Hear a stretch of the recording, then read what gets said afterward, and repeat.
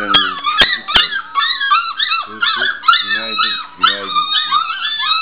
Oğlum bu ne? Acıktınız tamam biliyorum da günaydın.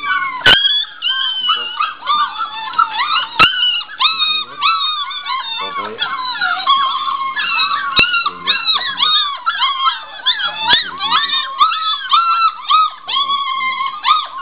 Tamam bak güzel sana bir şey söyleyeceğim bak tamam. Acıktınız biliyorum tamam. Ama böyle olmaz.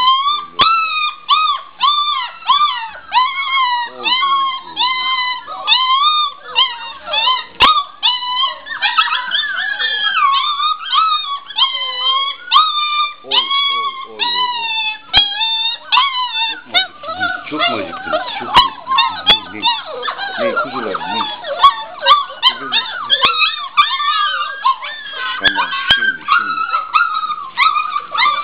Tamam bak şimdi mama zamanı. Tamam mama zamanı. Buyurun. Bu kadar sese, gürültüye, feryada çok ayıp. Size hiç yakışmıyor.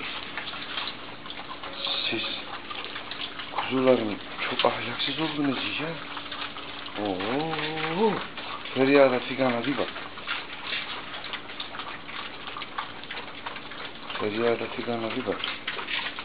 Kızım, sen niye yemiyorsun kuzum? Gel oğlum. Güzel oğlum, sen niye yemiyorsun? Gel mamanı ye kuzum. Mamanı ye bebeğim, aferin. Kuzularım. Bu kadar feryat figan, onlar öldü kuzularım ya. Çocuklarım. Bu kadar feryat figan ayıp oğlum. Siz hanım olacaksınız, beyefendi olacaksınız. Bu ne böyle çocuklarım ya? Hiç yakıştı mı size şimdi? Kuzularım çok ayıp kuzularım.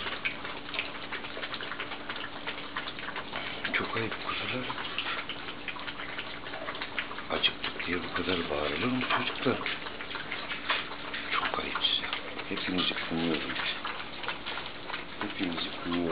Hiç yakışmadı size. Haberiniz olsun.